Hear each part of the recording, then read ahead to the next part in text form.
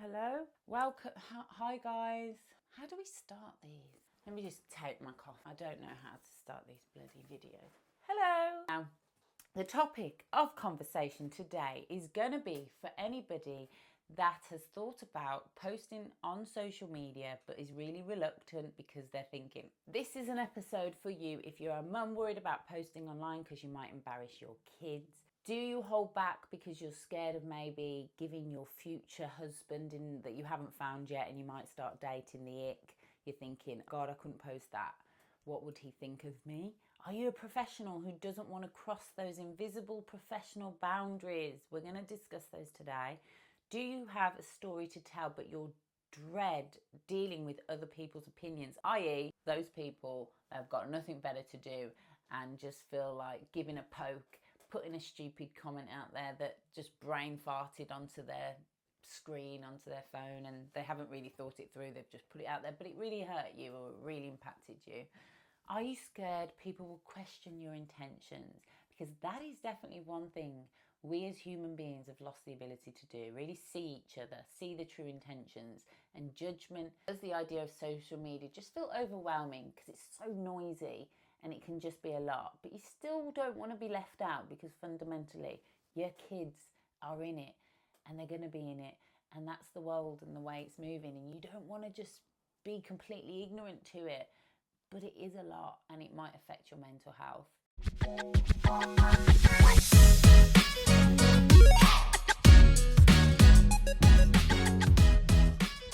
I am a sign language interpreter who absolutely loves her job, and I'm someone that loves to share and connect and talk and reflect on. You might have thought about wanting to help people with your intellectual property. And what is that word that bounces around all the time these days? Intellectual property? What the flip is that? That's just simply what you know, what's in your noggin through your life, through your experience, and what you think could be beneficial to other people if you put what's in your noggin out there. That's what intellectual property is, and it's becoming increasingly more important because of AI, because of computers writing a lot of the narratives that exist in the world. So your personal human narrative, experience, perspective is becoming so important. So I'm a fan of social media, I'm a fan of sharing, but there is elements to consider, and I've had to consider them. So I'm open to a conversation about it. I've recently read an article in regards to my sign language profession called Look at Me versus Look at This, because there is a big conversation around the impact of an interpreter doing self-promotion, self-branding, self-content creation, and how that impacts her role as a communication facilitator for the deaf community. There's a big conversation. It's really big. It's a really big conversation. I can't cover it all. I'm going to talk. I don't know what's going to come out. I don't know what I'm going to say. I don't know if I'm going to say something to piss you off. I'm going to say something that you might disagree with. I might say something that broadens your thinkings and think, you know what, Hayley, I never thought of it like that. Either way, this is completely my opinion and perspective and experience, and I am not putting it out there as some gospel. If it sounds like that, I'm sorry, but it's not. This is just my thinking. So let's get into it. So for all the professionals, I'm talking about the teachers and the, interpreters that have a certain level of boundary in terms of keeping their personal life separate, or it has been like that historically. We're going to talk about, can you be professional and have a lot of personal content online? Now, professionalism, I'm going to read a definition. That's why my eyes are looking away. Professionalism is, help if you say it, if you can say it, Hayley. Professionalism is basically the way you show up in your work. It's your skills, your ethics, and how you treat people. And traditionally, it meant keeping your personal life out of view. I don't know why it hasn't said in the definition, but it said traditionally that is the case. Maybe because if it's professionalism about your skills and your ethics and how you treat people, maybe if your personal life was brought into the picture, those things would be judged in a different way. Your ethics and how you treat people, i.e., how you treat people in the workplace is very different to how you treat people at home, or your ethics in the workplace might be very different to how you are at home. So traditionally, to save the confusion, I think those things have been kept separate.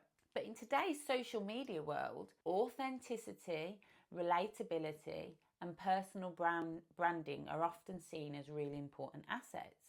And that's where there's a tension that's coming in, because does being professional really mean being private? Like, what is the benefits of privacy?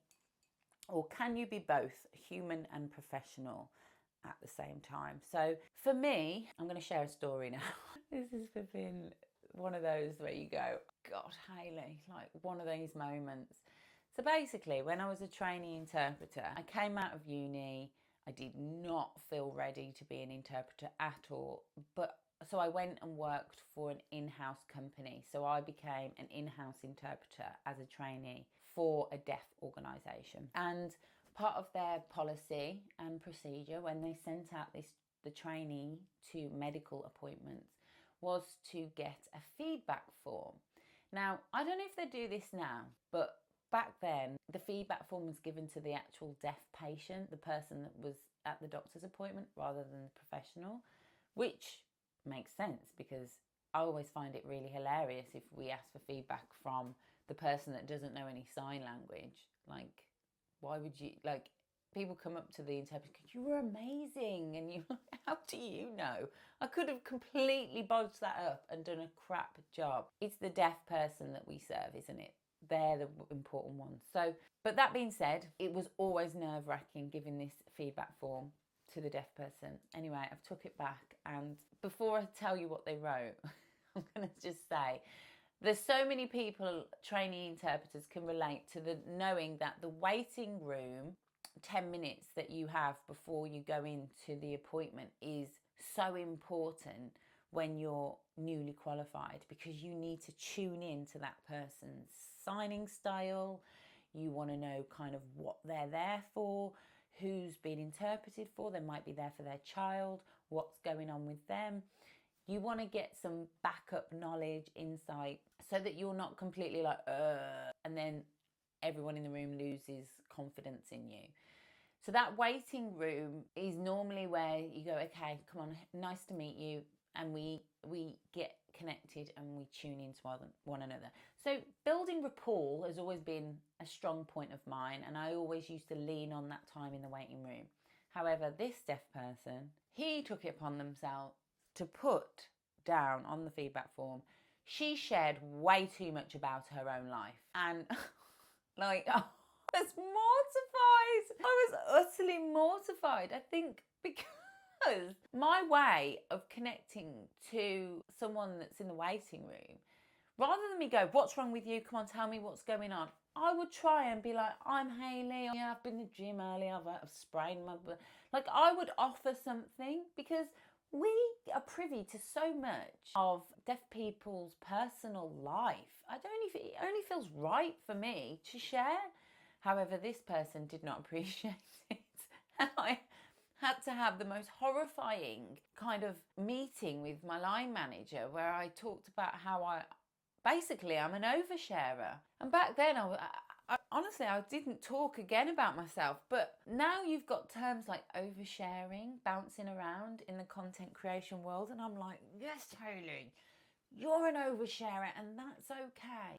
Whether it's part of some ADHD wiring I've got, maybe it's part of some codependency wiring that I've got, where I need to connect, I need to share. That's how it links into my profession, and that's my experience. Is like, sometimes it's okay and sometimes it's not. Now, most people, appreciate that, because historically as interpreters, there's always been like this hierarchy that the interpreter's up there, like the interpreter knows everything, the interpreter's got this skill that's going to help the deaf community, but they're up here a bit. And for me, it's more about like bringing myself down to someone's level and going, we're the same, we're going to connect the same, this is who I am, sharing a bit about myself and building that rapport so that we can be equal. And I don't want to be up there.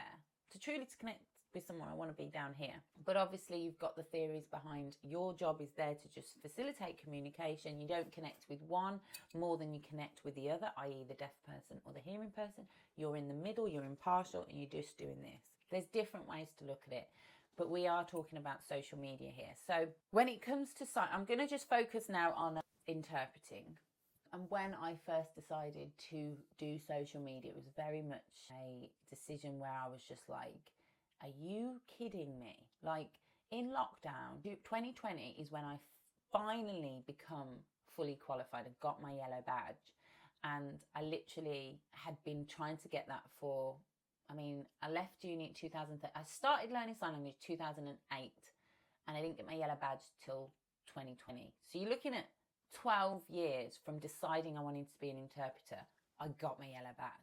And then the apocalypse hit and we all had to sit on our frigging hands and bake banana bread. I was like, can you make this shit up?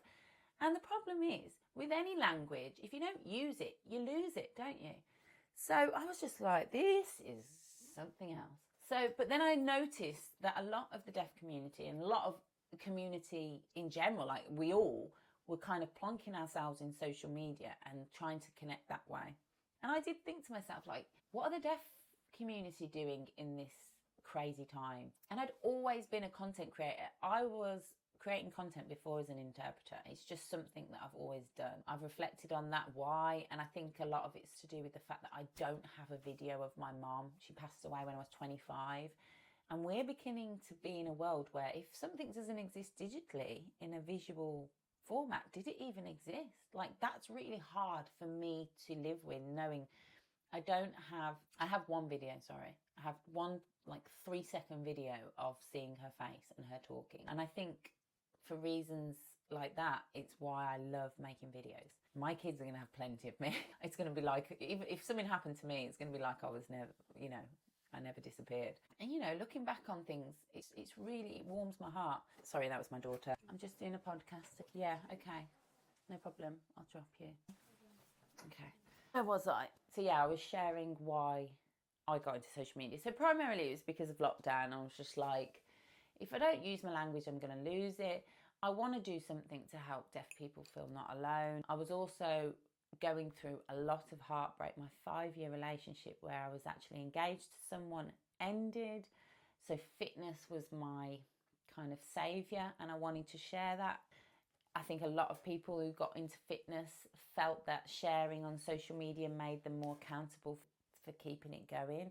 So in a way, helped me be accountable for not falling into depression and keeping my fitness going by having people pat me on my back digitally was great. And then it made me accountable for keeping my hands moving and keeping my sign language going by showing up and doing it with SSE or, And some people appreciated it, some people didn't. What sign language community don't want to happen is that people start watching bad sign language and think that that's okay. And I make loads of mistakes, but the fact is, so does everyone. And I know deaf people that were literally reluctant to put themselves on social media because they were so scared of making a mistake, because it can be quite a critical type of community. And that, I'd just like to say, that's only the case because the sign language community have had to fight hand, tooth and nail to get sign language recognised, appreciated and understood. So when you've had to fight so hard for something, you're gonna hold it precious, it's precious. So when people are careless with their sign language, which I'm probably guilty of, it is annoying. And we do need to consider that and acknowledge that. I think with my experience, I always just said at the forefront of my mind, I want to be me, Hayley, a mom, a daughter, a sister, a fitness fanatic, whatever I was, and just making me accessible. So a lot of people like Facebook paid me like £300 to do an interview, where they were going to pay me £2,000 to create a video on me as someone that was teaching the deaf community fitness. And I just said, no, that's not what I am. I'm not doing that. I simply share my fitness journey. And they were like, so because I couldn't be boxed in, I didn't get offered that opportunity, but it was really important that I didn't appear to be something that I wasn't. And I don't know if I'll ever niche into something, because I'm not that type of person. This has always been a personal journey for me, and it has helped me professionally. One of the areas that I struggled with my development of language and my progression as an interpreter was hands down my lacking of connection to the deaf community. And I get so many messages saying, Hayley, how do I connect to the community more? Because deaf clubs are closing in my area. I can't get out there because I've got to look after the kids. I've got so much going on, but I'm really passionate about learning my sign language. And I can't give you your answers. I don't know your way, but my way was definitely about connecting with people on social media and just being genuine and transparent. And the more I shared, the rawer it was, the more sincere I was, the more people felt trusting of me and trusting of my intentions behind what I posted. So I think that's what it is. It really is not necessarily kind of what you're posting or how you're posting. It's just having a real good understanding of what your true intentions are and knowing yourself as an individual. Now, for interpreters specifically, we have to acknowledge the fact that if you are, say, a figure or a person of influence that people recognize, and you walk into a room and your presence is acknowledged as something different to the interpreter, then that's having an impact on the environment. So I'm really cautious of how that progresses. And I've had to make decisions basically in my head where I'm like, is this more important than affecting where I can and can't work in the future potentially? But that being said, I know I've got enough client base now that see me, I work directly for them. They don't see me as someone that creates content. They see me as their interpreter because I've worked with them for so long. So I feel in a place now where if I was to not be able to take certain bookings because it wouldn't be appropriate, I've got enough clients now that I feel like I would get enough work. I don't take court bookings because I do social media. That's one thing that I made that decision from, because I don't think it's appropriate. So like if I'm vlogging and I'm on social media and people are watching my personal life, but then I walk into a courtroom to, potentially facilitate communication between someone maybe losing their child to social services or something like that, that to me doesn't sit right. But then there is certain circumstances where I know, because I did think like in the beginning, like when I turn up to a booking and I know potentially that person's following my social media, is it going to be weird? And up till now, I'm 5 years in, I've not had one weird scenario. Most of the time people go, like, just to let you know, like in the beginning when social media was a little bit more new for the deaf community, they'd go, this is weird, but just to let you know I follow you. And I'll be like, that's great, no problem, move on, that's it. Like, I rarely talked about it. But now some people will be like, oh my God, I've watched you for so many years, it's so nice to meet you. And immediately that rapport's built.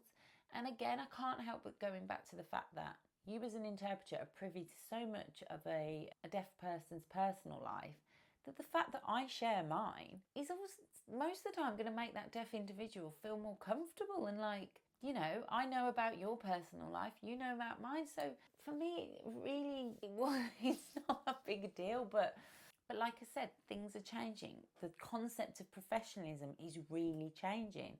That relatable connection is becoming more valuable as remote life gets bigger, we become more isolated. And also, the fact is, you're not going to be for everyone.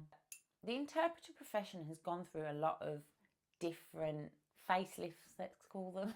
Basically, they were looked on very differently as to what they are now. It's constantly, the model of the interpreter is constantly changing. It used to be like social workers and you were considered an advocate of some kind, someone there to support the deaf person. You still get people that think that of us now. Like I went to a care home the other day. I said, I'm here to interpret for so-and-so. And they wanted me to go and sit in the room with that deaf elderly person to just have a chat with him, and I'm like, no, I'm here to interpret a meeting. It's not my job to, as much as I'd love to, that's not what I'm here for. And over the years, interpreters have had to kind of fight to get a positioning in which they should be positioned as a impartial professional that isn't part of the scenario, that isn't a support, isn't a advocate. They're there to facilitate communication between two sets of people. And I remember before lockdown, deaf communities didn't really have access to interpreters the way they do now. So I remember we were constantly being asked during lockdown, are you okay with your number being sent out to the deaf individual so that they can FaceTime you and you can do it remotely? I'm like, yeah, fine, whatever. I've never been bothered about that kind of thing, but I know that some people, it does make them feel uncomfortable. So now deaf people are more confident to contact the interpreter directly, and the agencies, that middle person, isn't utilised as much. We have WhatsApp groups where interpreters are all in talking to one another, because again, as interpreters, we didn't really talk to one another. There might be like 3 in your area, and you might not come across many interpreters. So now the fact that we're all connecting as well digitally, whether it's through social media or through WhatsApp groups, is amazing, and it's definitely helped the profession. But that wasn't the culture, and that wasn't what used to be. Like, there was definitely those clear boundaries. The deaf person didn't have the interpreter's number. With me, they've got my number, but also got my social media handle, you know what I mean? And sometimes people do reach out to me, and I'm okay with that. That's not going to be the case for some interpreters because of their experience. You needed to have those boundaries because deaf people were at a massive loss. There was no one there for them. There was no access. There was no provision. There was nothing. So when you're desperate and you know there's one person around and that can help you, and that's the interpreter that worked with you, and you've got their number, you're going to contact them. And sometimes those boundaries had to be made because of pure desperation from deaf people back in the day. But again, that's not the case now. Those boundaries are more understood by deaf people and hearing people. So with that, there is a change that's occurred. I feel like I'm just completely waffling. I'm not going to lie, I'm so sorry. If you want to read this article, let me know and I will give you a link for it. It's called Look at Me versus Look at This. Signed Language Interpreters' Perception of Promotion on Facebook. The article was written by Brett A. Best. It was research that involved 12 interpreters from 3 different countries, I believe, UK, Australia, and America. It was research that looked at self-promotion on Facebook, so we didn't really talk about Instagram and like TikTok and things like that. Accessibly focused posts are welcomed compared to look at me posts, they're debated. So basically, look at me, I want attention, I've got shit to share, is less looked on positively compared to, you know, this is something of value, I'm making this accessible, and so forth. Now, one thing I will say, as someone who was definitely neurologically spicy as a child, I constantly got told, you're an attention seeker, you're too much, you're, you know, extra. That was the term that used to fly around all the time. Get off your high horse, like, stop making it all about you, and just things like that would just bounce around your head. And in order for me, now those things might be right, 100%. Do I like attention? Yes, not gonna lie. But in order for me to love myself and to go on a journey of healing, I've had to just like those elements of myself. So I just think culturally, as British people, we're very much taught to don't give anything away. Like, we're very British, we're very private, and those reasons are culturally embedded into us for historic reasons. You know, whereas America, it's very like out there, look at me, I'm great. Self-promotion is culturally wired into who they are. So for someone that's travelled a lot, I always saw that and thought, you know what, there's a balance, and it's okay to be, look at me. You've got something you want to share and you want people to look at you. Obviously, how you do it is really important, because if I was in a work capacity. I was interpreting and I was like, hi, I'm Hayley, look at me. And I'm there to make the deaf person be seen. That's my sole purpose of being in that room. Then that is a problem, and that is problematic. And even when people go, I follow you on Instagram, or I know you from, I kind of don't engage with that much. I kind of just shut it down because my sole purpose is there to serve the deaf community. So back to the research. Hayley's brain just went off on what? I'm really sorry. Yeah. But my friends just left and we really need to go. No, we don't. You can wait. No, because I said to you past and it's 25 past, and I needed to be there for past. Okay, people, I'm back. I've dropped my daughter. At least, you know, it's not AI making this podcast, don't you? You know, it's me, just an inadequate mother making her way through life, parenting, professional career, what have you. So anyway, this research, obviously, it was great to read. It looked at the differences between an agency promoting themselves and solo interpreter, where effectively we are our own agency. We have our own business. We promote ourselves because we are a business. We need clients to function. So having an agency be able to promote themselves and not you, why? You know, that's how you could look at it. Deaf clients posting photos of an environment over an interpreter, that is a little bit more sensitive, an interpreter doing it. I would hands down agree with that, because if I'm stepping into an environment because I've been booked, I'm privy to that knowledge because they've put me there. So I'm always going to give them the kind of I'm going to give them the privilege of sharing that experience over me sharing it, if that makes sense.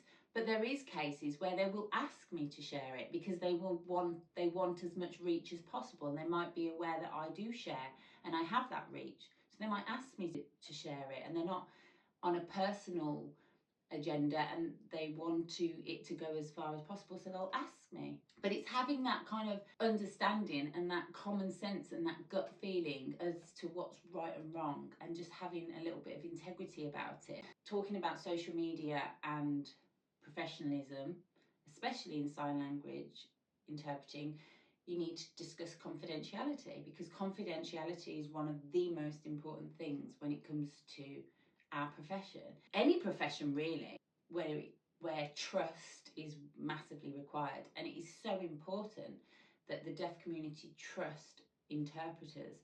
There's a lot of scenarios we could go and talk about in terms of where the interpreter has acted really wrongly. I've heard of horrific stories. So you have to have a lot of integrity when you're an interpreter. Confidentiality, however, though, I will say is partial to this shift we're seeing in culture, because the definition of confidentiality is not sharing anything that you are privy to because of the environment that you have been put in professionally. So when I walk into an assignment, anything I gain insight into and knowledge when I am in that room, I cannot share. The change has happened by everything now being streamed. Everything can be accessible publicly and you can access information. If I learn something in a lecture, I can Google it. That wasn't the case not so long ago. Social media as well. If someone shares something, but then they've shared it socially on their media, arguably I could have learned it from that before I got into the room. So it's having that understanding that, culturally, confidentiality has changed. However, it's so important that we maintain trust when it comes to confidentiality. And even if you can learn it somewhere else, you're there. If you've learnt it in that room, then you are not, it's just best to just say nothing, and just your gumption, your gut feeling is everything that you should follow. And if you've got the slightest little niggle, you just don't do it. You don't post it, you don't say it, you just follow that gut.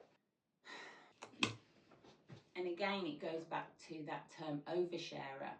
When someone is sharing on social media so openly and is clearly a frigging crazy oversharer, then I think people tend to worry, thinking, oh, is she going to be able to be confidential? Is she going to be trustworthy when it comes to our professional details, whether you work for a company or, in my case, working for clients that are sharing a lot of their personal life. I think that with the level of sharing that I've done over the years, people know my heart, so they know the level of integrity I want to keep.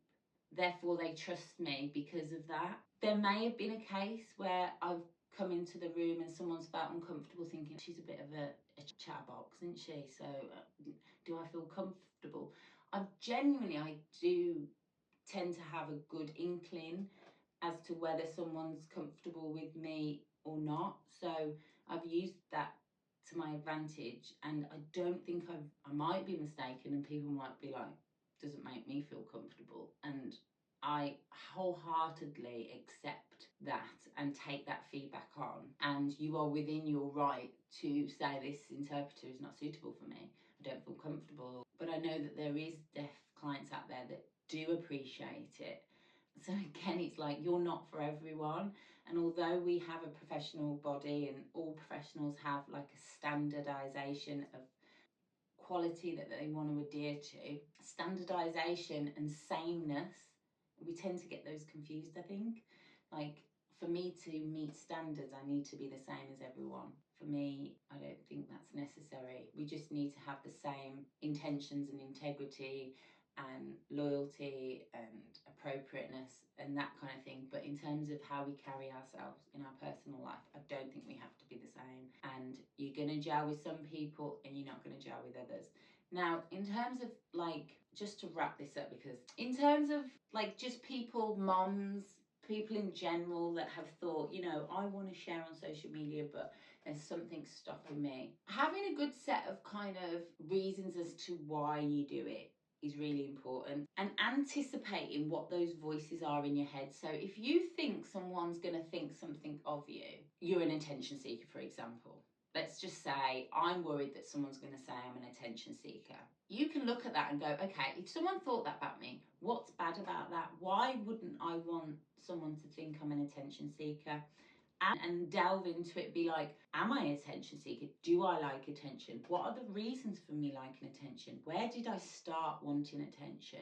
What type of attention do I like? Is this something that's negatively impacting me needing this attention? Am I prioritizing this attention over the attention of more important things like my children? You can use these questions to delve into a deeper understanding of yourself. And then further down the line, when you know yourself more, when people say, you know, you're attention seeker, you can comfortably kind of acknowledge that comment with a level of, there's parts of that are true, but there's parts of that you probably don't understand because you don't know me. And this, if you want to know me, these are my reasons for wanting attention. Or, for example, if you were, you know, a woman that's dating, let's say, and you're trying to like get a good guy, basically, like you're trying to find, I don't know, a potential life partner, you don't want to die alone, and you're worried that how you're perceived online is going to give someone the ick. Because if there's one thing I know, social media and how you come across on camera can really give someone the ick. And that's just because we present ourselves differently on camera. And when someone might see that and be like, ugh. But do I want someone that has a small, narrow mind and can't think outside the box in terms of who they see on camera isn't necessarily all of me? And for me, I think I've realised that there's a fine line between a man who appreciates privacy and a man that's really insecure about the opinions of others. And me doing social media has given me a certain insight into kind of which is which. So privacy is important to some people, and you know, definitely to me and my children it is in terms of what I share. But in terms of how people view me and what I share, to me that says more about them, and do I want that? So in other words, it's a really good way of filtering out people that are not meant for you. You can also look at it as, and guys, I'm not gonna, like, obviously some of the posts that I have posted over the years, I can barely even look at them. I'm like, oh my God, what was I doing? Like, who the hell did I think I was? Literally, I look at the videos, I'm just mortified. But that is almost like a really it's an embarrassing feeling, but it's also a feeling that can fill me with pride, because I'm like, look at me now, like, look at the posts I'm creating now. Like, you can literally see the growth with your own eyes, and I love it. Like, I love the fact that I was cringy as hell and doing all kinds of stupid shit, squatting in front of a camera, and you know, I had my reasons back then, and they were different to the reasons why I might post now. But that is my personal journey and my story and my experience that I love to see. And whoever wants to judge that, well, they can, you know, crack on. Like, all I can. Do you, boo? What other reasons do people? Oh God, embarrassing your kids. There's another reason why people, I think moms probably wouldn't share, and it's definitely a reason that's held me back over the years, because my kids hate it. My kids hate that I do social media. I think deep down, somewhere deep within, they're thinking it's kind of cool, and I'm going to be proud of her, I don't know, in the next 6 years, but not now. And for me, I felt like at the time, I've just got this inkling that my kids will be needed to present themselves on camera. That's just a gumption feeling, a gut feeling I have. So if I learn to do that, and I encourage my children to learn how to do that now, they're going to be, you know, privy to a skill that I think is going to help them in their future. They'll probably have some different narrative in their head that their mum was bloody pushy and, you know, had no boundaries and all this. Like, they've got their reasons, and they are right to have their reasons as to why they might dislike social media. But as a mother, you've got to stick to your gumption. Apologies for the choppiness of this podcast. I have been interrupted many times. So I think I've waffled on enough. But like I said, if anybody wants to contribute to this conversation, let me know any thoughts and feelings that you've had over the years about how you post on social media. It's like I said, it's all personal. We serve a community as professionals, and this goes for any professional. And when you serve a community, one person from that community can't speak for everyone in it. Everyone's different views on this, and that's why it's really hard to research. Interpreters as a professional body can all come together and agree on certain standards, but even then, like, doesn't mean we're all going to act the same in terms of our personal lives. We can agree to act a certain way in our professional lives. And for me, I just felt over the years that this was something I was always going to do. I'm very much someone that leans into things that she's scared of doing, and that's I wouldn't be an interpreter if I wasn't like that. When people don't understand why I do it, I tend to ask, why don't you do it? Because that will answer the questions as to why I do. And someone might say, well, I don't do it because I'm worried about what people might think of me. Okay, well, I do it because I no longer want to worry about what people think of me, and this helps me develop the resilience to do that. Someone might say, I don't feel the need to seek validation from other people's opinions. I would argue that you do, because we all do. And for me, putting myself in a vulnerable position and giving the opportunity for someone to disagree with me strengthens my need to not need validation. So there's so many different ways you can look at it. And when it comes to serving a community that has a communication barrier, for me, like, I've been raised as an interpreter by hearing professionals, but I want to know what the deaf people want. I want to know what the deaf people think. In order for me to progress as an interpreter, it was really important that I somehow tried to get into the deaf community, and I've done that through social media. And I think I've done it in a way that if I do act poorly, people will approach me and say, Hayley, I love your content, keep doing what you're doing, but just so you know, disagree with this. Or when you said this, it could have come across like that. Like, I've had so many incidents where someone said, that was a bit stupid of you to say that. And I respectfully say, thanks for that. I take that on board, and you know what, you're right. Yeah, so just not taking things personal and taking it as a good opportunity to learn. That's ultimately what we're here for, isn't it? To connect with one another and to learn. So I hope you've enjoyed this conversation. Sorry if it sounded like I was ranting, babbling, or, you know, there was a lack of structure to it. But like I said, this sometimes listening to people talk about things that we don't talk about in everyday life will just help us kind of broaden our mind. Guys, this is The Inadequate Mother. Please connect with me on Hayley Brown & Co. Instagram, or you can get this podcast as an interpretive video on YouTube, Spotify, or